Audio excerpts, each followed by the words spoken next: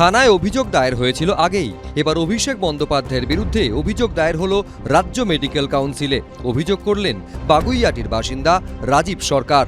তার দাবি, বিদেশ যাত্রার জন্য অভিষেক বন্দ্যোপাধ্যায় কলকাতা হাইকোর্টে যে নথি জমা দিয়েছেন তার মধ্যে মেডিকেল সার্টিফিকেটে রয়েছে বড়সড় গরমিল। অভিষেক ব্যানার্জি বিদেশ যাওয়ার জন্য কিছু প্রায় 300 পাতার মতো ডকুমেন্ট জমা করেন ওনার চোখের চিকিৎসার ব্যাপারে। জুন 2026 এই দিনকে উনি একটি মেডিকেল সার্টিফিকেট জমা দিয়েছেন, যেখানে ডক্টর নবীন জয়কুমার বলে কোনো একজন ডাক্তার আছেন, উনি এই সার্টিফিকেটটা দিয়েছেন, যেটার বেসিসেই উনি বিদেশ যাবেন বলে এবং হাইকোর্টে জমা দিয়েছেন। অভিযোগকারী রাজীব সরকারের দাবি, নবীন জয়াকুমার নামে এক চিকিৎসকের লেখা মেডিকেল সার্টিফিকেট আদালতে জমা দিয়েছেন অভিষেক বন্দ্যোপাধ্যায়।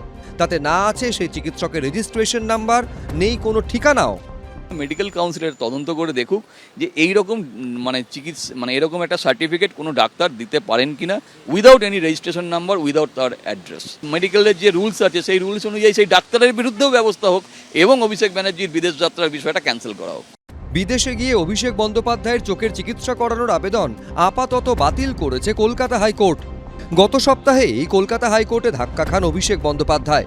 বিদেশে গিয়ে তার চোখের চিকিৎসা করানোর আবেদন আপাতত বাতিল করে দেয় আদালত। বিচারপতি সৌগত ভট্টাচার্য বলেন, কোনো মেডিকেল ইস্যু এ রাজ্যে সমাধান হবে না এমন নয়। অভিষেক বন্দ্যোপাধ্যায়ের চোখের চিকিৎসা আপাতত এসএসকেএমে করানোর পরামর্শ দেয় আদালত। বিধানসভার অধ্যক্ষকে চিঠি দেওয়ার শৈজাল থেকে শুরু করে নানান ধরনের ডকুমেন্টেশনের ফর্জারি, তো এই ধরনের যে অভিযোগ উঠেছে, আমি এই অভিযোগ শুনে হচ্ছে এতটুকু আশ্চর্য নই। তথ্য সাপ্রেস করা হয়েছে বা অন্য তথ্য দেওয়া হয়েছে, বিদেশ যাত্রার জন্য উনি মরিয়া, এটা বোঝা যাচ্ছে। এ নিয়ে কোনো সন্দেহ নেই। এটা বুঝতে বিরাট বিশেষজ্ঞ হওয়ার দরকার নেই, যিনি যেন তেন প্রকারণে তিনি বিদেশে চলে যেতে চাইছেন। এবং বাংলার অধিকাংশ মানুষের আশঙ্কা হচ্ছে উনি বিদেশে একবার চলে যেতে পারলে, সে চোখের আছিলায় যদি চলে যেতে পারেন, উনি আর এমুখো হবেন না। কে কি জমা দিচ্ছে, সে কোনো একটা উদ্দেশ্যে জমা দিচ্ছে, ফলে এটা নিয়ে কোনো রাজনৈতিক মন্তব্যের জায়গা নেই। যা সম্পর্কে জমা দিয়েছেন তিনি যথাযথভাবে যদি প্রয়োজন মনে করেন তিনি তার উত্তর দিয়ে দেবেন। এর আগে অভিষেক বন্দ্যোপাধ্যায়ের ডিজে হুঁশিয়ারি নিয়ে অভিযোগ করেন এই রাজীব সরকার, যার জেরে 15 জুলাই হাইকোর্টের নির্দেশে বিধাননগর আদালতে কণ্ঠস্বরে নমুনা দিতে হয় অভিষেক বন্দ্যোপাধ্যায়কে। তার আগে 1 জুলাই কালীঘাট থানায় আরও একটি অভিযোগ দায়ের করেন রাজীব সরকার।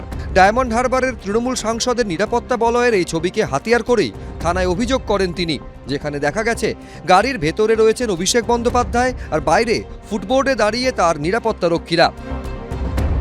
গত 24 জুলাই আমতলার অফিসে বুলডোজার কাণ্ডে অভিষেক বন্দ্যোপাধ্যায়ের করা অভিযোগের প্রেক্ষিতে ডায়মন্ড হারবারের সাংসদের বিরুদ্ধে উস্কানিমূলক মন্তব্যের অভিযোগে দায়ের করা হয় নতুন মামলা।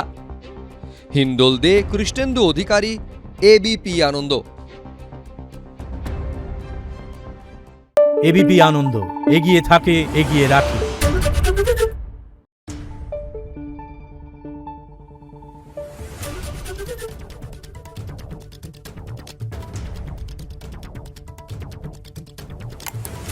Thank you.